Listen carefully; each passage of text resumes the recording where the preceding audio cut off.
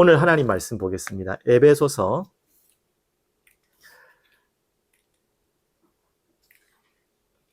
3장 14절 보겠습니다. 에베소서 3장입니다.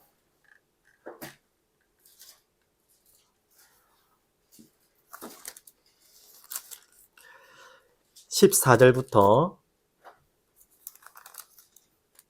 19절까지. 제가 가진 성경은 313페이지네요. 신약성경 313페이지. 14절부터 19절까지 다 함께 읽겠습니다. 이러므로 내가 하늘과 땅에 있는 각 족속에게 이름을 주신 아버지 앞에 무릎을 꿇고 비노니 그의 영광의 풍성함을 따라 그의 성령으로 말미암아 너희 속사람을 능력으로 강건하게 하시오며 믿음으로 말미암아 그리스도께서 너희 마음에 계시게 하시옵고 너희가 사랑 가운데서 뿌리가 박히고 터가 굳어져서 능히 모든 성도와 함께 지식에 넘치는 그리스도의 사랑을 알고 그 너비와 길이와 높이와 깊이가 어떠함을 깨달아 하나님의 모든 충만하신 것으로 너희에게 충만하게 하시기를 구하노라. 아멘. 오늘 제목은 지식에 넘치는 그리스도의 사랑을 알고 라는 제목입니다. 오늘 읽었던 구절 속에 있는 제목인데요. 2024년 첫 수요 예배가 진행되고 수요 기도회죠. 이제 딱 3일째입니다. 오늘 1월 3일 맞죠? 3일째인데 3일하면 딱 떠오르는 여러분 단어 있죠? 특히 뭔가 새로운 시작을 하는 첫 해에 우리가 좋은 단어는 아니지만 꼭 기억한 단어가 있죠. 작심 뭐라고 3일. 4일도 아니고 3일. 오늘 많은 것들을 새해 전부터, 작년 말부터, 내년에는 이렇게 해야지. 내년에는 이게 바뀌어야지. 내년에는 이렇게 됐으면 좋겠다. 이걸 바꿔야겠다 하는데, 3일까지 잘 버티신 분도 있겠지만, 잘 안 되는 분도 많을 것입니다. 근데 저번 우리, 새해 메시지에서 말씀드린 것처럼, 복음 가지고 언약 붙잡은 새로운 시작은 3일만 해서 멈추는 것이 아니라 3일만큼 성장하는 것이다. 혹시 오늘까지 이제 3일인데 뭔가 결단하고 결심했는데 잘 안 되시는 분들은 힘 빠지지 마시고 또 3일 또 하세요. 그렇게 3일 가다 보면 1년이 가요. 너무 여러분들에게 막연한 이야기 같지만 이게 언약 가진 복음 가진 자에게 있는 확신입니다. 어떻게 보면 특권입니다. 그래서 3일, 작심 3일이라서 낙심하지 마시고 지금 한 만큼 응답이니까 또 가십시오. 그래서 지금부터 내일부터 또 시작하면 돼요. 오늘 무너졌으면. 괜찮으니까 여러분 힘을 내시고 또 새로운 시작 2024년을 달려가시기 바랍니다. 그래서 그냥 막 달려가지 마시고 뭘 향해 달려가노라? 이제 혹시 우리 사랑이 흐르는 교회 지체들은 이제 표 안 있었죠? 뭘 향해 달려가노라? 표대를 향하여 달려가노라. 그 표대는 어떤 표대죠? 위에서 부르신 부름의 상. 내가 붙잡고자 하는 표대 말고 내 생각에서 나온 표대 말고 세상에서 막 끌고 가려고 하는 그 표대 말고 위에서 부르신 부름의 상. 결론에 이 부분도 또 정리하겠지만요. 그리고 세상을 사랑하지 않는 자 1강이죠. 2강은 그리스도 예수의 날을 기다리는 자. 오늘 이 표대를 향하여 또 3일 지났지만 또 갑시다. 그러면 오늘도 중요한 말씀을 함께 나누겠는데요.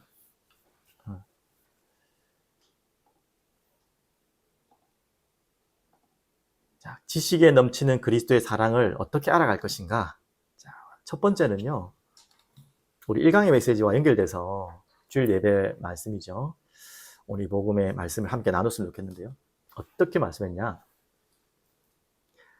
지식에 세상에 있는 것 사랑하지 말라. 자, 요한일서 이번 주에 우리 주일날 봤던 말씀 아닙니까? 특별히 15절, 16절, 17절에 잘 설명되어 있습니다. 세상에 있는 것, 특히 어떤 것을 말하는 것입니까? 자, 우리 다 기억나시죠? 첫 번째, 15절에 나와있죠. 16절에 나와있죠. 육신의 정욕과 다 기억하실 것입니다. 많은 부분들이 있지만 우리가 가장 넘어지기 쉬운 거, 가장 많이 걸려드는 거, 세상에 가장 보이지 않는 깊은 곳에 침투해 있는 사단의 최고의 전략, 그게 뭡니까? 음란, 성적 욕구는 좋은 거라 했잖아요. 근데 질서를 어긴 욕구. 그래서 그거를 음행이라고 표현하죠. 질서를 어겨버린 성적 욕구가 육신의 정욕으로 남을 피해를 주고 나를 어렵게 하는 정도가 아니라 이 마음과 영혼을요 완전히 피폐하게 만드는 것입니다. 그래서 이 부분을 사랑하지 마라. 그리고 두 번째, 세상의 정욕과 함께, 육신의 정욕과 함께 뭐 했죠? 세상 사랑하지 말라. 안목의 정욕. 17절에 16절에 계속 나오고 있습니다. 보는 것, 보여지는 것, 그 탐욕, 눈에 보이는 것으로 우리는 모든 게 다 걸려들고 잡혀요. 보암직하다라는 창세기 3장에 사람의 마음을, 속은 마음을 표현했잖아요. 보암직하고 탐스러하다. 그리고 또 뭐였습니까? 이생의 자랑. 우리가 뭐 그냥 입신양매라고 계속 이야기하는데 내 이름을 높이는 거, 나를 드러내고 내 영광을 나타내는 거, 그게 뭡니까? 잘못된 푯대를 붙잡고 있는 거죠. 그걸 향해 달려가는 모든 사람이 다 그렇다 보면 되겠습니다. 감추어 있느냐 드러내느냐 차이지, 조금 고상하게 하느냐 좀 무식하게 하느냐 차이지, 다 감춰져 있어요. 자, 이거를 바꾸는, 이 세상의 것을 바꾸는, 하나님의 영광을 위해서, 예수의 이름을 위해서, 하물며 반대로 내 이름이 땅에 떨어지더라도, 내가 아무리 어떤 자리에 있더라도 상관없다. 내가 모욕을 당하고 누명을 써도 상관없다. 누구만 높아지면 예수 이름이 높아진다. 이 믿음과 은혜가 여러분에게 임하는 새해가 되길 바랍니다. 그래서 세상으로 온 것, 또 17절에 나왔죠. 이 세상도 그 정욕도 지나가는 거예요. 지나가는 것, 그거 붙잡지 말고 오직 하나님의 뜻을 행하는 자, 영원히 가느니라. 지나가는 것, 가치 없는 거 붙들지 말고. 그래서 그 예화를 많이 들었지 않습니까? 보아밭 예화도 들었고, 뭐 돌멩이 갖고 노는데 알고 보니까 황금이에요. 황금이 뭐죠? 다이아몬드였어요. 우리가 보이는 거 진짜 알면은 다 가서 살 건데, 우리는 엉뚱한 걸 자꾸 가치 없는 걸 사고 그걸 붙잡으려고 하죠. 자, 그러면 이 부분은 여러분 너무나 잘 알고 있고 기도한 제목이니까 조금 더 구체적으로 말씀드리면, 얼마나 이렇게 세상에 사로잡히게 사단은 속이냐면, 마태복음 4장에 보시면 여러분 잘 아시잖아요. 이제 예수님이 공생의 사역을 시작하는 가장 중요한 시간표에 어떤 현장으로 갔습니까? 네, 광야로. 거기 동안 40일 동안 금식을 하며 기도하는데 누가 나타났습니까? 사단이 나타나서 예수님을 유혹하고 넘어뜨리려고 하는 장면이 나옵니다. 당연히 예수님이니까 말씀으로 승리했지만, 이 부분을 잘 보면 이렇게 예수님을 건들고 넘어뜨리는 것처럼 나와 우리를 넘어뜨리고 있는 전략이구나, 잘 알 수 있는 거죠. 그리고 어떻게 예수님이 이기셨는지를 우리가 언약으로 붙잡으면 되죠. 마태복음 4장 1절부터 10절인데 다는 보지 못하고 3절에 보시면 이렇게 나옵니다. 시험하는 자가 예수께 나와 이르되 네가 만일 하나님의 아들이여든, 이렇게 살살 놀립니다. 명하여 이 돌들로 떡덩이가 되게 하라. 잘 아시다시피 40일 동안 굶었어요. 금식했어요. 진짜 막 돌이 떡으로 보일 만큼 힘든 시간이잖아요. 근데 사단이요, 그렇게 유혹을 하는 거예요. 이거 돌을 떡으로, 하나님이 네 아들이라며 만들어봐라. 그때 예수님이 뭐라고 말씀하셨죠? 4절에 기록된 말씀으로, 신명기 말씀이죠. 사람이 떡으로만 살 것이 아니요 하나님의 입으로부터 나오는 모든 말씀으로 살 것이라. 이 말씀으로 이 유혹을 이겼습니다. 세상 것을 이겼습니다. 무슨 말씀인지 알겠죠? 한마디로 우리에게 가장 중요한 의식주, 이런 것들로 사단은 가장 중요한 것을 빼앗아가려는 거예요. 그리고 9절에 보시면 이렇게 나옵니다. 이럴 때 만일 내게 엎드려 또 시험을 합니다. 또 속입니다. 내게 엎드려 경배하면 이 모든 것을 내게 주리라. 그 이전에 9절이 있네. 6절이죠. 6절. 6절에 보시면 네가 하나님의 아들이여든 뛰어내리라. 그리고 이제 높은 성전에, 거룩한 성에, 성전 꼭대기에 세워놓고 저기서 뛰어내려라. 이제 명예심을 자극하는 거죠. 그때에 또한 예수님이 그가 너를 위하여 예수께서 7절에 나오면요, 기록되었을 때 주 너의 하나님을 시험하지 말라 하였느니라 하시니, 이것 또한 또 신명기의 말씀을 가지고 이기셨습니다. 마지막 또 속이는 구절이 9절이죠. 9절에 보면, 8절에 보면 마귀가 또 그를 데리고 지극히 높은 산으로 가서 천하 만국과 그의 영광을 보여 이르되 만일 내게 엎드려 경배하면 이 모든 것을 내게 주리라. 잘 아시잖아요. 이제는 예배를, 경배를 빼앗아가려고 하는 거예요. 하나님을 예배하고 경배하는 것을 빼앗아가려는 거예요. 좋은 것을 주고 높은 자리를 주면서 그걸 빼앗아가려는 거예요. 이게 세상이 하는 것입니다. 세상을 속인 사단이 한 짓이에요. 그때 또 10절에 사단아 물러가라 기록되었으되, 기록된 말씀을 들이대면서 신명기죠. 주 너의 하나님께 경배하고 다만 그를 섬기라 하였느니라. 자, 이렇게 감히 예수님께도 공격을 하고 넘어뜨리는 거예요. 예수님이 이기신 방법이 하나님의 말씀을 가지고 들이댄 거예요. 오늘 여러분에게도 세상을 사랑하지 않고 세상에 있는 것에 끌려가지 않는 답은 뭡니까? 우리의 의지로 안 돼요. 하나님 말씀을 딱 붙잡고 그 공격이 올 때마다 말씀을 우리는 묵상하는 거죠. 그 말씀을 또 찾는 거예요. 찾았다면 그걸 깊이 묵상하고 붙잡는 것입니다. 오늘 여러분에게 그 일이 새로운 시작이 되기를 간절히 축복드립니다. 그러면서 한 가지 더 말씀드리면, 이 세상에 있는 것을 사랑하지 말라. 이 세상의 것을 가지고 여기 9절 나왔듯이 요한복음 8장 44절에 이 존재가 계속 뭐하냐? 속이거든요. 요한복음 8장 44절, 잘 아는 구절이지만 한번 제가 찾아서 여러분 읽어드릴게요. 어떻게 이 사단은요, 우리를 속이고 넘어뜨리려고 하는지, 지금도, 오늘도 여러분의 현장과 삶 속에서는 이런 속임수가 있겠죠. 제가 보겠습니다. 너희는 너희 아비 마귀에게 났으니 너희 아비의 욕심대로 너희도 행하고자 하느니라. 욕심이란 단어가 있죠. 그는 어떤 존재입니까? 처음부터, 자, 어떤 존재라고요? 살인한 자요. 진리가 그 속에 없으므로 완전 진리가 없는 거짓이란 존재죠. 진리에 서지 못하고 거짓을 말할 때마다 제 것으로 말하나니 이는 그가 거짓말쟁이요 거짓의 아비가 되었습니다. 살인자라고 그랬어요. 거짓말의 아비, 진리가 없는 존재. 그래서 세상의 것을 가지고 진리도 아닌 거, 지나가는 거, 썩어 없을 별 가치도 아닌 것을 가지고 사단은요, 최고의 가치이냐, 이것만 붙들면 모든 것 되는 것이냐, 아까 예수님에게도 나타나서 속인 것처럼 당연히 믿지 않는 자들을 완전히 이렇게 너희 아비라고 표현했잖아요. 사로잡고 하물며 믿는 자들도 마지막까지 끝까지 속일 거예요. 요한복음 10장 10절에도 1절에도 이렇게 나옵니다. 이 사단의 특징을 말합니다. 내가 진실로 너에게 이르노니 문을 통하여 양의 우리에 들어가지 아니하고 다른 데로 넘어가는 자는 절도며 강도라고 그랬어요. 절도의 강도가 특징이 뭐라고요? 문으로 들어가지 않고 다른 데로 넘어간다는 거예요. 담을 넘어간다. 사단의 특징, 그 졸개인 귀신의 특징이 이렇습니다. 내가 허락하지 않은데, 허락하고 싶지 않은데 슬그머니 들어와서 문을 따고 들어가든 넘어가든지 그 안을 겁탈하고 거기를 지배해버리는 거예요. 그렇게 하는 존재가 이 절도요, 강도요, 도둑과 같은 존재가 우리 마음을 훔치려고 지금도 으르렁거리고 있는 것입니다. 그리고 10절에 나옵니다. 도둑이 오는 것은 뭐하려고 온다고요? 도둑질하려고. 또 그걸로 끝난 게 아니에요. 죽이고 멸망시키려는 것뿐이다. 그렇게 나왔어요. 이런 존재가 사단이에요. 요한일서 3장 8절 서두에는 여러분 잘 아시다시피 이런 말씀이 있잖아요.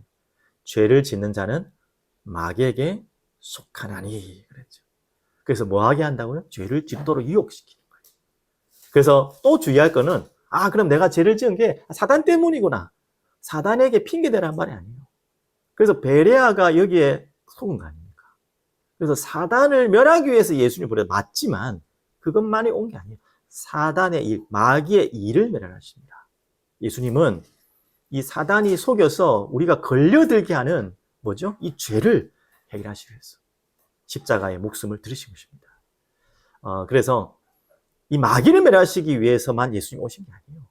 그것은 하나의 당연한 것이고요. 마귀야 예수님이 안 와도 멸할 수 있는 하나님이시죠. 맞죠? 그런데 죄를, 우리의 더러운 죄를 위해서 십자가에 죽으시고 살아나시는 거예요.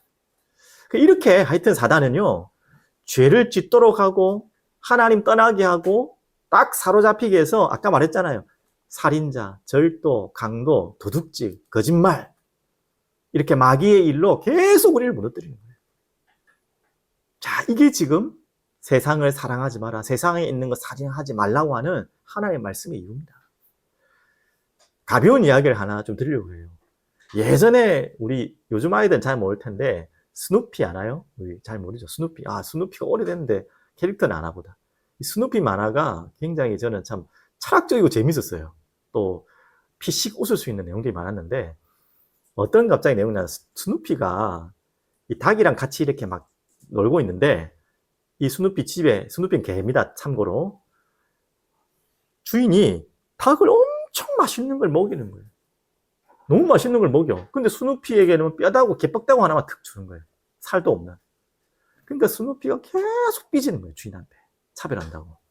저 닭은 저렇게 맛있는 음식을 계속 주고 나는 뼈다귀 하나만 주고 해가지고 삐져가지고 지 개집에 들어가지고 뼈다귀 물고 툭 엎드려가지고 삐져가지고 하고 있는 거예요. 계속. 그러다가 이제 반전이 옵니다. 그러다가 이제 뼈다귀를 물고 슉 가는데 하물며 이 닭이요 집 안까지 데려가네요. 집 안으로 데려가. 자기는 바깥에 뼈다귀 물려놓고 재워놓고 이 닭은 집 안까지 데려가. 야, 이거 더 열받는 거예요. 도대체 나는 왜 지금 이 신세가 이래 됐냐. 그래가지고 창문을 뚝 보면서 닭이 저 주인하고 뭐하고 뭘 맛있는 걸 먹고 있냐 보니까 어떤 화면인지 아십니까? 닭이 식탁 위에 음식으로 다 올라와요. 이게 조금 이해되셨습니까? 닭이 식탁에 음식으로 다 올려져 있어요. 왜 닭을 먹였겠습니까? 네, 잡아먹으려고. 그날이 무슨 뭐 정확하게 보면 제가 닭으로 봤지만 어릴 때라서 아마 칠면조였던 것 같아요. 닭이 아니고. 크리스마스였는지 뭐 어떤 감사절이었는지 왜 먹였겠습니까? 결국 뭐 하려고? 잡아먹으려고. 그때 스누피가 의미 있는 웃음으로 씩 웃고 그 만화는 끝납니다. 제가 가볍게 웃자고 하는 이야기였지만 지금 세상이 그렇게 살아가지 않습니까? 지금 내게 일어나는 일, 이렇게 막 잘 되고 있다, 잘 되고 있다 하는데 이게 진짜 잘 되는 겁니까? 닭은 좋았겠죠. 와, 나 저 개는 안 주는데 나만 이렇게 막 잘 되는구나. 나만 이렇게 배불리 먹여주는구나. 그 결과가 어떻게 될지도 모르면서. 웃자고 하는 이야기지만. 또 스누피는 마찬가지. 나는 왜 이렇게 뭐 되는 게 없냐 싶지만 알고 보니 그게 아니에요. 참 의미 있는 만화 아닙니까? 맞죠? 제가 조금 지난 이야기지만 어떤 그 뭡니까? 코리아 갓 탤런트라는 그 프로그램에서 초대 프로그램이었던 것 같은데요. 옛날의 프로그램인데, 껌파리 하다가 성공한 그 최성봉인가요? 그 성악을 굉장히 잘하는, 정식적인 교육을 많이 받지도 못했는데, 성악을 굉장히 잘해서 거기에 스타가 된 친구가 있잖아요. 이분이 부모도 아마 없었던 것 같아요. 혼자 고아처럼 자랐던 것 같아요. 어느 날 껌파리 해가지고 성공해서 거기까지 나와서 TV까지 떠가지고 어느 정도 성공해서 인기를 얻었어요. 하면 뭐 여자친구 생기고 막 그렇게 한 것 같아요. 근데 돈 맛을 봤는지 이제 이 돈이 뭐 떨어졌는지 제가 사정은 잘 모르겠지만 어느 날 자신이 무슨 암에 걸렸다고 이렇게 막 SNS에 올리고 모금을 한 거예요. 그 불쌍한 마음. 얼마나 성공해가지고 겨우 이제 좀 성공하려고 하니까 죽을 병이 걸렸으니까 저도 그때 속았거든요. 아, 불쌍하다. 많은 사람들이 모금을 했어. 인기도 얻었고. 근데 또 반전이죠. 어느 날 알고 보니까 그게 다 거짓말이었다. 거짓말이었다. 아무도 아니었어요. 쇼를 한 거예요. 코스프레 한 거예요. 근데 여기에 막 이제는 더 비난이 가해지는 거예요. 완전히 실망하고 얼마나 그 배신감이 컸겠습니까? 후원했던 사람들이. 그러니까 막 또 마녀 사냥을 하는 거예요. 충분히 이해되지만. 그러다가 이 친구가 그걸 못 이겨서 그랬는지 결국은 뭐죠? 자신의 인생을 참 안타깝게 마쳤지 않습니까? 뭐 잘했다는 이야기는 절대로 아니지만 과연 이 친구에게는 무엇이 행복이었는지 몰랐겠죠. 무엇을 붙잡아야지 진짜 내게 행복이 온다는 것을 조금 맛을 봤다고 하지만 그 세상에 있는 것을 붙들고 잠시 맛보다가 그것을 계속 맛보면 행복할 거라고 착각하고 붙들고 있다가 또 붙들려고 하다가 결국은 인생이 무너진 것입니다. 결국 이 모든 이야기가 지금 무슨 이야기입니까? 거짓말쟁이. 결국은 절도 강도, 마음을 훔치고 생각을 훔쳐서 죽게 만드는, 죄로 빠지게 하고 하나님 모르도록 하고 하나님 없이 행복하다고 속이는 세상의 것, 세상에서 속이는 존재. 그래서 세상 사랑하지 말라라고 성경은 말씀하고 있는 것입니다. 오늘 여러분들 마음속에 이 말씀을 듣는, 혹시 처음 이 말씀을 듣는 분들이 있다면 여러분들에게 제안드립니다. 왜 방금 이야기했던 것처럼 많은 사람들이 별 가치 없는 것에 인생을 다 걸고 하물며 그것을 빼앗겼다고 인생을 또 포기하고 이런 어리석은 행동도 하고 사로잡힙니까? 그건요, 누군가에게 완전히 속고 사로잡힌 거예요. 답은 바로 성경에 또 있습니다. 이 거짓말쟁이, 살인자, 강도, 진리가 없이 가짜를 진짜처럼 속이는 이 가짜를 이길 수 있는 답은 진리를 찾는 거예요. 그 진리가 뭡니까? 요한복음 8장 32절. 진리를 알지니 진리가 너희를 자유케 되리라. 왜 사람들은 자꾸 행복을 추구할까요? 자유가 없어서 그렇거든요. 돈이면, 성공이면 세상에 있는 것이 나를 자유케 하고 나를 행복하게 할 거라고 그게 진리라고 생각했는데 그걸 진리라고 붙잡으려고 그렇게 발버둥쳤는데 아니잖아요. 그래서 이런 일이 생기는 거 아닙니까? 그래서 성경엔 답을 줍니다. 세상 사랑하지 말라고 끝내는 답이 아니라 그래서 성경은 뭘 찾으라? 진리를 알지니 진리가 너희를 자유케 하리라. 그러면 또 질문, 무엇입니까 목사님 진리가? 그걸 뭡니까? 성경에서 뭘 진리라고 말합니까? 그래서 요한복음 14장 6절에 예수께서 이르시되 뭐라고요? 내가 곧 길이요 진리요 생명이니 나로 말미암지 않고는 아버지께로 올 자가 없느니라. 자, 진리는 도대체 무엇입니까? 그것이 바로 아버지께로 가는 것이 진리입니다. 아버지는 누구이십니까? 그분이 바로 창조주이십니다. 그 아버지는 누구이십니까? 우리가 진리를 놓치고 거짓에 속아서 죄 아래 빠져서 하나님 필요 없다고 했던 그 인생길을 걸어갔던 완전한 사망의 길을 가는 우리에게 살릴 수 있는 유일한 답이 진리예요. 그 아버지께로 가는 길이 진리예요. 그 아버지께 가는 길이 누구라고요? 예수께서 가라사대 이르시되 내가 곧 길이다 진리다. 바로 예수님이 진리이십니다. 그분이 우리를 위해 십자가에 죽으셨고 살아나셔서 아버지께로 갈 수 있는 길을 여셨어요. 우리가 지금 이 더럽고 추악한 죄 100번 죽어도 해결할 수 없는 이 죄를 십자가에서 자신이 단번에 나를 위해 죽으셨어요. 그리고 우리를 속이는 이 거짓말쟁이, 이 거짓말을 통해서 절도하고 강도하고 훔쳐서 우리를 멸망케 하고 죽이려고 하는 이 흑암을 사단을 완전히 끄끄신 그 진리, 그 예수님이 바로 진리십니다. 그 예수를 믿을 때에 또한 진리가 있어요. 요한복음 16장 13절. 그 진리의 성령이 오시면 그가 너희를 모든 진리 가운데로 또 인도하시리라. 그 예수님이 진리가 되셔서 그 예수님을 믿으면 이제 진리의 성령이 우리 속에 오셔서 우리를 가장 진리 가운데로 인도하시는 거예요. 세상의 진리, 세상에서 진리라고 하는 그 가짜 말고 진짜 하나님을 주신 행복의 진리로 인도하시는 거예요. 그리고 요한복음 17장 17절에는요. 그들을 진리로 거룩하게 하옵소서. 아버지의 말씀은 진리입니다. 그 하나님의 말씀이, 그 말씀만이 우리를 행복해 하는 것입니다. 우리를 자유케 하는 것입니다. 오늘 그 답을 찾는 여러분 되시기 바랍니다. 오늘 이 말씀을 듣고 정말 진지하게 하나님, 지금까지 나 진리 몰랐습니다. 아니 내가 알고 있던 그 표대가 진리가 진리인 줄 알고 달려왔습니다. 근데 아니었습니다. 이제 멈추겠습니다. 새로운 진리를 찾기로 합니다. 성경에서 말하는 그 진리, 세상에서 말하는 세상에 있는 것 그 말고 하나님이 말씀하는 그 진리, 그 예수님이 내게 진리입니다. 그분이 나와 함께하길 원합니다. 오늘 이 고백을 우리 여기 계신 모든 분, 또 화면으로 보시는 분들도 좀 자리가 어떨지 모르겠지만 고백으로, 입술로 고백할 수 없는 자리라면 마음으로 고백하셔도 돼요. 작게 고백하셔도 됩니다. 또 자유롭게 고백할 수 있는 환경에 계신 분들은 진짜 중심으로 입술로 주님 앞에 기도로 고백합시다. 예수님이 나의 진리로 찾아오셔서 속고 속았던 내 인생에서 이제는 참 진리를 찾곤 합니다.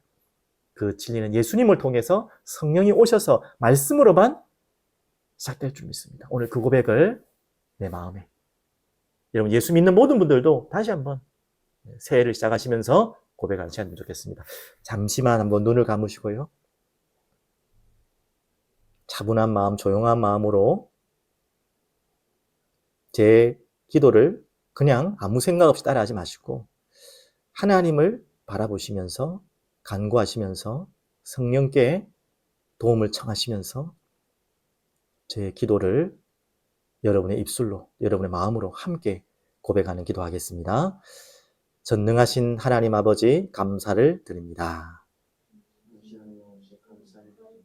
지금 이 시간 내 마음속에 예수님께서 찾아와 주시옵소서. 진리 대신 예수님이 내 마음에 오셔서 나의 죄를 씻어주시고 사단을 꺾으시고 하나님 만나는 길을 여시기 위해 십자가에 죽으셨고 살아나셨음을 믿습니다.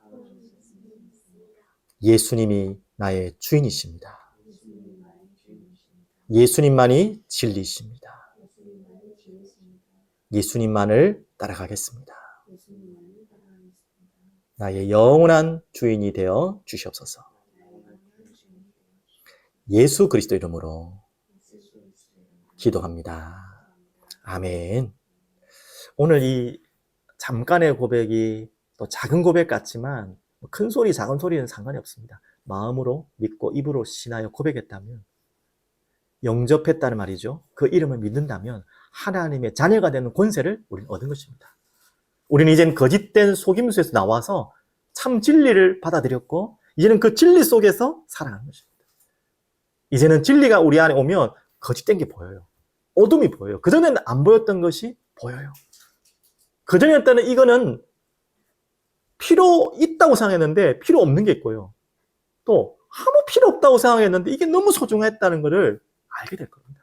이게 말씀을 통해 눈이 열리고 진리를 깨달아가면 그렇게 되는 거예요. 자, 그러면 여러분에게 이제 새로운 시작이 시작되었습니다. 이제는 어떻게 우리는 이 진리를 갖고 살아야겠습니까? 이제 이 답이죠. 두 번째 답입니다. 지식에 넘치는 그리스도의 사랑하는데 믿음과 사랑으로 자라는 우리. 우리라는 단어를 썼어요. 공동체라는 단어와 같은 뜻인데 공동체라는 단어보다 더 좋은 의미 같아서 우리라는 단어를 썼어요. 이제는 우리는요, 이 믿음 안에서 사랑하는 자라는. 자, 어떻게 이제 예수님을 진리로 구원자로 주인으로 고백해 모든 자들이 살아가야 되느냐? 올라가요. 오늘 에베소 3장 읽었던 본문입니다. 자, 우리가 이제는 어떤 진리를 계속해서 따라가고 표대를 향해 가는 것인가? 3장 14절부터 19절 읽었죠? 특별히 그 가운데 15절을 보십시오. 이름을 주신 각 족속에게, 하늘과 땅에는 각 족속에게 이름을 주신 아버지 앞에 어떻게 빈다고요? 무릎을 꿇고 비노니. 무릎을 꿇는 행위를 해라는 말은 아니고요. 그 중심으로 여러분과 제가 예수님을 구주로 영접했고 하나님 자녀됐다면 이제부터 간절하게 기도해야 될 내용들입니다. 16절부터 나오죠. 그의 영광의 풍성함을 따라 그의 성령으로 말미암아. 자, 나오죠. 너의 속사람을 능력으로 강건하게 하시오며 라고 기도하십시오. 그러면 17절 믿음으로 말미암아 그리스도께서 너희 마음에 계시게 하시옵고, 오늘 이 부분에 대해서 이런 결론 났죠. 그리스도께서 우리 마음에 오시는 통로가 뭐라고요? 믿음으로. 그 이전에 은혜겠죠. 은혜에 의하여 믿음으로 그리스도께서 내 마음에 계시다. 여기에 대한 확신을 가지시고, 또 그럼 날마다 고백하셔도 돼요. 나 예수 그리스도 영접했는데 왜 수요일마다 이렇게 영접 기도를 시키냐라고 질문을 한다면 제 영접을 말하는 게 절대로 아니고 그럴 필요는 없고, 언제든지 예수님을 은혜로 믿음으로 고백하면 내가 하나님 자녀인 것을 확인하는 시간입니다. 그 시간이 필요하고요. 그리고 그게 시작이라면 어떻게 이제는 진행된다고요? 너희가 사랑 가운데서 뿌리가 박히고 터가 굳어져서. 근데 사랑 가운데서 믿음으로 시작됐다면 그 믿음과 함께 사랑으로 계속 자라가는 것입니다. 뿌리가 박히고 터가 굳어져서 자라기 시작에는 뭐예요? 뿌리가 내리는 게 가장 자라는데 가장 중요한 시간. 이 복음의 믿음의 그리스도의 사랑으로 뿌리를 깊이 내리고 그 안에 터가 이제 단단하게 굳어지면 내가 자라라 해도 자라게 돼 있어요. 18절. 그리고 능히 모든 성도와 함께 지식에 넘치는 그리스도의 사랑을 알고. 오늘 이 제목을 잡았죠. 18절. 지식에 넘치는 그리스도의 사랑을 알고. 제가 이 단어를 계속 묵상했어요. 지식에 넘치는 그리스도. 무슨 말일까? 뭐 이해는 됩니다, 단어가. 우리의 머리로는 다 해석할 수 없는 그 사랑을 우리의 지식으로는 다 표현할 수 없는, 설명할 수 없는 그런 의미겠죠. 그 그리스도의 사랑 알아가는 것입니다. 그래서 조금만 더 말씀드리면, 며칠날도 예화 드렸지만 저희 아내도 지금 눈앞에 보이지만 아내를 알아가는 것처럼 결혼하기 전에 내 아내를, 그때는 아내가 아니겠죠. 여자친구였겠죠. 그리고 결혼한 이후에 아내. 신혼여행 얘기했잖아요. 처음으로 이렇게 같은 잠자리를 자고 같이 이제는 생활해보는 거예요. 그리고 이제는 살아가는 것입니다.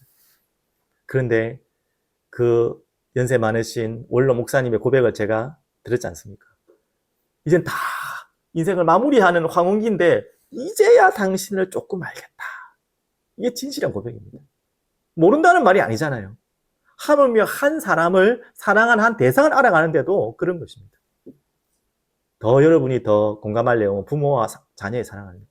여러분이 이제 뭐 새해고 또 설이 다가오니까 부모님께 또 인사하고 뭐 선물도 드리고 하시겠죠. 여러분이 부모가 되기 전에 부모의 사랑 알았습니까? 알았다 생각했겠죠. 아유, 부모님 나 사랑하는구나. 부모의 사랑이 이 정도구나. 그게 정말 어느 정도 안 걸까요? 그거 아는 거랑 내가 자식일 때 부모의 사랑 아는 거랑 여러분이 부모가 되고 자식을 낳아보고 다시 부모를 아는 거랑 그것도 다 몰라요.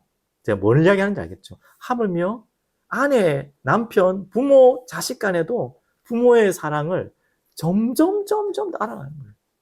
안 그렇겠습니까? 맞죠? 이걸 설명할 수 있겠어요? 내가 이 글로 설명할 수 있겠어요? 이론으로 설명할 수 있겠습니까? 지금 제가 말하는 거 외에는 설명할 수 없어요. 하물며 비참한 이야기를 하나 드리면 안 좋은 이야기지만 사건이 있었지 않습니까? 이 자식이 완전 개망난이에요. 돈 때문에 눈이 멀어가지고 어머니를 어떻게 칼로 이렇게 한 거예요. 그리고 그 돈을 훔쳐간 거예요. 피를 흘리면서 이 아들과 이게 실갱이가 나왔어요. 그리고 그 아들은 당연히 도망갔어요. 당연히 발칵 뒤집혔죠. 경찰이 오고 난리 났죠. 그런데 어머니가 다행히 돌아가지 않으셨어요. 당연히 물어봤겠죠. 어떻게 된 거냐? 누가 그랬냐? 하니까 어머니가 끝까지 모른다. 그리고 그 아픈 몸을요, 그 흔적을 다 닦고 있었던 거예요. 그동안. 그 죽을 몸을 가지고 그 피나 핏자국들을 다 닦고 막 여기저기 지문 다 닦고 있는. 이해가 안 되는 이야기죠. 어머니가 바보입니까? 왜 그렇겠습니까? 그게 부모의 마음. 어떻게 그 부모의 마음을 자식이 이해를 할 수 있겠습니까? 하물며 지금 제가 말하는 거는 인간 간에도 하나님이 허락하신 그 사랑을 다 이해를 못 하는데 우리가 하나님의 사랑을 어떻게 다 설명하겠어요? 그 말 아니겠습니까? 지식에 넘치는 그리스도의 사랑을 알고 우리의 머리로 설명할 수 있는 하나님 사랑 이거다 저거다 라고 설명할 수 없는 지식에 넘치는 그 사랑을 계속 알아가는 거예요. 아내와 살아가면서 더욱더욱 알아가는 것처럼 이제 죽기 전에야 겨우 어느 정도 아는 것처럼 이제 내가 부모가 돼 봐야지만 부모님이 나 이렇게 사랑하셨었구나 아는 것처럼 우리 또한 그럴 거예요.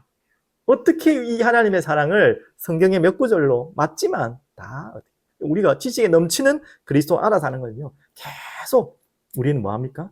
그분과 함께하고 그분의 말씀을 따라가고 예배할 때마다 성령께서 감동 주실 때마다 하나하나 알아가는 거예요.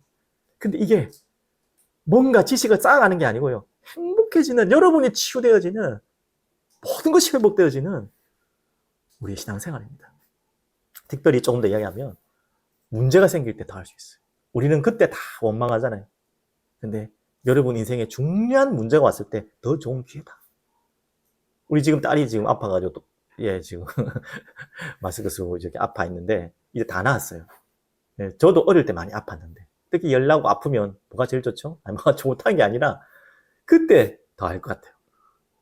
그때 부모님의 사랑, 특히 병원에 입원했을 때 그전에는 그렇게 뭐 잔소리만 했던 어머니 아버지가 얼마나 잘해주는지 몰라요. 그게 부모의 마음.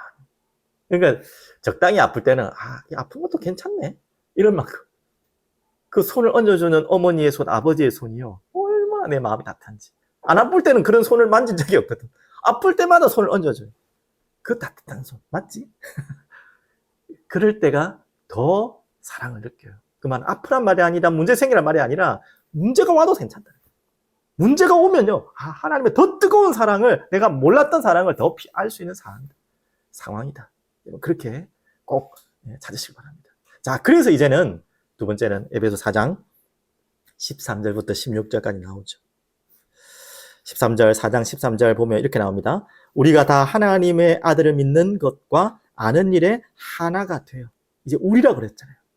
반드시 공동체 안에서 자랍니다. 혼자서 신앙생활하는 사람 있는 분 계시면 절대 성장하지 않아요. 뭐 어쩔 수 없이 그럴 수 있는 환경에 있는 분도 있겠죠. 감옥에 갇혔거나 홀로 떨을 수밖에 없는 상황인 분들은 제가 말하는 게 아니라 반드시 함께 믿음 안에 하나님의 사랑 안에서, 그래서 우리라는 표현을 했잖아요. 다 하나님의 아들을 믿는 것과 아는 일에 하나가 돼요. 온전한 사람을 이루어 그리스도의 장성한 분량이 충만한 데까지 이르리니. 이는 이것도 또 나오죠. 우리가 이제부터 아까 말한 것처럼 어린아이가 되지 아니하여 사람의 속임수와 간사한 유혹에 빠져 온갖 교훈의 풍조에 밀려 요동하지 않게 하려 함이라. 이렇게 교회 안에서 자라는 것입니다. 그리고 15절, 오직 사랑 안에서 참된 것을 하여 범사에 어디까지 자란다고요? 그에까지, 그리스도께 자랄지. 그는 머리니 곧 그리스도라. 그에게서 온 몸이 각 마디를 통하여 도움을 받아. 이 마디가 연결되어 있어야 돼요. 떨어져 있으면 이거 뭐 말하기 그렇죠. 공포영화죠. 도움을 받음으로 연결되고 결합되어서 각 지체의 분량대로 역사하여 그 몸을 자라게 하며 어디 안에서? 사랑 안에서 스스로 세워나가는, 그게 바로 믿음과 사랑을 자라는 우리 공동체입니다. 우리 사랑이 흐르는 교회가 필요한 이유입니다.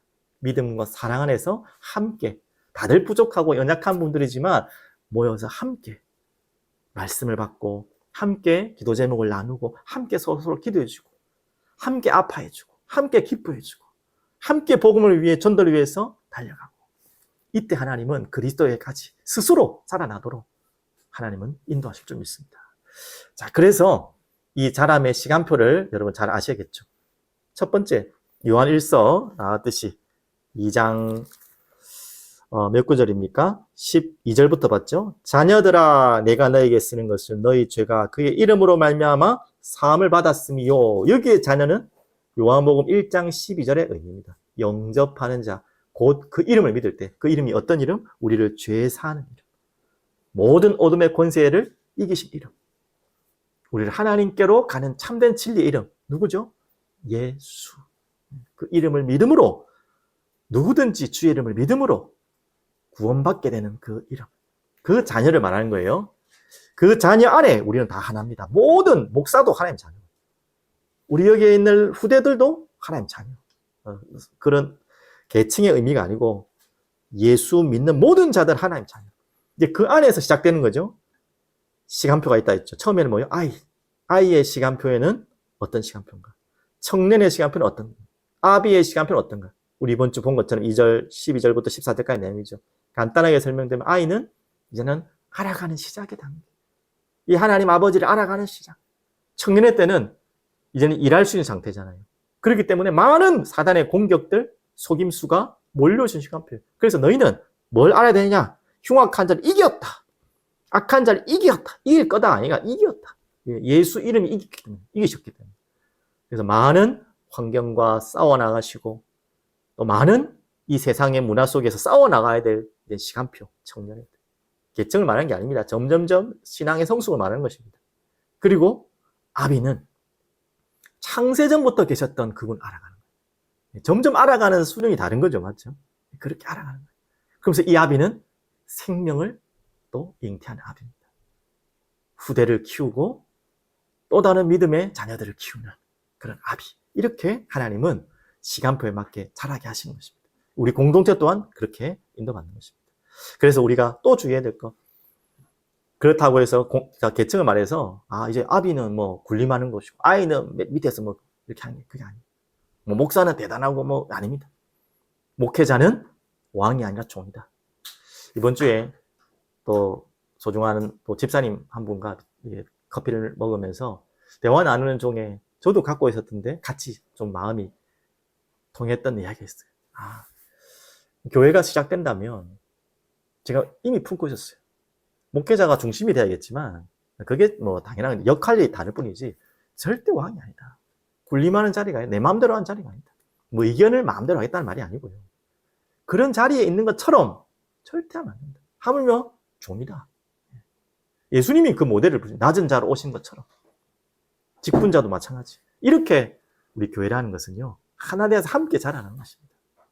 그리고 마지막 결론으로 말씀드리겠습니다. 오늘은 축복 기도회 아시죠? 블레싱. 수요 기도회로 진행됩니다. 오늘 여러분과 제가 붙잡아야 될 축복은 뭐죠? 세상 사랑하지 않고 하나님을 사랑하는, 그리스도의 사랑을 알아가는, 그게 최고 축복인데요. 자, 오늘 제가 드리는 좀 이 내용입니다. 빌립보서 1장 6절, 우리 금요기도회 때 좀 더 자세히 설명했지만, 여러분과 저에게는 이게 시작됐어요. 너희 안에서 착한 일을 시작하시니까. 오늘 그거 알았죠? 여러분이 그냥 예수님을 구주로 영접하고 기도했던 것이 어떤 보면 믿음의 시작입니다. 근데 이 시작이 여러분이 한 겁니까? 여러분이 어쩌다가 깨달아져가지고 한 겁니까? 절대 아니라는 거예요. 이 착한 일이 시작하신 누구라고요? 그리스도입니다. 그리고 이제 막 믿어갖고 뭘 알겠나? 아무것도 될 게 없는데, 절대 아니에요. 예수의 날까지 이루실 일도 뭡니까? 하나님이십니다. 여러분, 그 축복을 여러분에게 전달합니다. 나를 시작하신 이가 누구예요? 하나님. 나를 이루어 가실 일도 누구예요? 하나님. 그래서 갑자기 찬양 가사 생각나나요? 모든 것이 하나님의 은혜로다. 맞죠? 오늘 이 고백이 여러분 있길 바랍니다. 여러분을 부르시고, 여러분 부르셨다면 하실 그분도 하나님. 구원받은 하나님의 자녀로도 부르셨지만, 이제는 교회 안에서 중요한 직분을 주셨다면 여러분을 하나님 부르신 것입니다. 오늘 여기에 대한 확신을 가지고 2024년 시작하시기 바랍니다. 저는 빌립보서 1장 6절이 항상 중요할 때마다 나를 일으키는 말씀이었어요. 청소년 때 이 말씀이 나를 일으켰어요. 너무나 미래에 대한 두려움과 내 현실을 보니까 불안함 속에서 이 말씀이 내 마음에 확 부딪혔어요. 그래, 나는 안 되지만 하나님이 시작하셨지. 그럼 하나님 이루시겠지. 하나님 분명히 이루실 것이다. 솔직히 막연했지만 이 약속을 붙잡았어요. 최근에 또 이 약속을 붙잡습니다. 그래서 이번 올해 이강의 메시지로 하나님 주셨어요.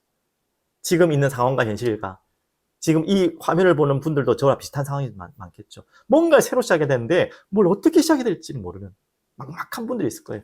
그래서 이 말씀 붙잡으시오. 너희 안에 누가 시작했다요? 착한 일이 시작하십니다. 누가? 그리스도 예수의 날까지, 하나님 이루실 그 날까지. 우리는 뭐 하면 된다고요? 확신하노라. 하나님이 나를 부르셨구나. 하나님의 자녀로, 그리고 하나님의 자녀 일을 하기 위해서 생명운동, 생명 역사 하는 일로 우리를 부르셨구나. 오늘 이 고백을 하시기 바랍니다. 로마서 11장 29절에는 이 고백이 있어요. 하나님의 은사와 부르심에는 후회하심이 없느니라. 하나님은 해놓고 후회하지 않았어요. 여러분을 부르셨다면 그 하는 일에 하나님은 후회하지 않았어요. 성경에는 이스라엘 백성도 후회한다는 표현들도 있지만 그것도 다른 의미고요. 여러분 하나님 자녀를 부르셔서 이끄신다는 것은 절대 하나님 후회하심이 없습니다. 여러분만 흔들리지 않으면 돼요. 저는 아시는 분은 알겠지만 이렇게 활발한 성격이 아니고 좀 소심한 성격이고요. 용기가 그렇게 많은 성격도 아닙니다. 그렇고 또 예수 믿기 전에 더했고, 예수 믿고는 참 많이 치유됐지만 눈치를 많이 보는 성격입니다. 좋은 절로 말하면 남한테 지금까지 태어나서 지금까지 거의 욕을 먹어본 적이 없는 것 같아요. 욕을 제일 많이 먹어본 사람이, 욕을 나한테 한 사람이 저희 집사람만이 없는 것 같아요. 제 집사람 빼고는 부모님 어릴 때 그랬고 빼고는 제가 욕을 먹어본 적이 없어요. 근데 제가 왜 갑자기 뜬금없이 이야기하냐. 사람 눈치 보라는 말이 아니고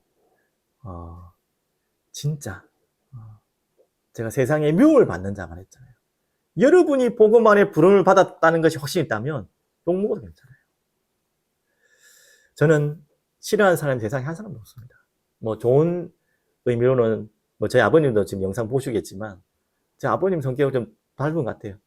제가 아버님 아직 잘 모르지만 어릴 때부터 누군가에 대해서 이렇게 나쁘게 이야기를 잘 안 하세요. 또 그게 안 하려고 하는 게 아니라 실제로 더 그래요. 최근에 나쁘게 이야기하시는 분들은 정치인들 빼고는 어릴 때부터 정치인들 욕하는 거 빼고는 일반적으로 가까이 아는 분 중에서 욕하는 사람이 없어요. 우리가 실수도 하겠지만 그런 타고난 또 감사한 성격을 받은 것도 있지만 제가 그런 의미를 말한 게 아니라 정말 복음 안에서 미워할 사람 없어요. 다 사랑하고. 그래서 제가 왜 자꾸 왔다 갔다 이야기하냐면 혹시나 여러분 새해를 시작하는데 걸림돌이 되는 미워하는 사람이 있거나 또 뭔가가 내가 지금 내 자신이 안 되는 거 있거나 거기에 오늘 이 말씀으로 끝내십시오. 너희 안에 착한 일을 시작하십니다. 그리스도 예수의 날까지 이루실 줄을 우리는 확신하노라. 오늘 이 고백으로 하나님께 영광 돌리는 새해 3일날 또 수요 기도회 되시기를 간절히 축복드립니다. 제가 한번 기도하겠습니다. 살아계신 주님, 감사합니다. 하나님이 우리를 부르셨고 시작하시고 또 이루어 가심을 확신합니다.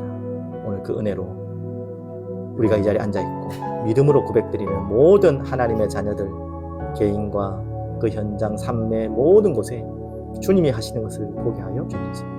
주님이 시작하시고 이루시는 것을 따라가게 주옵소서.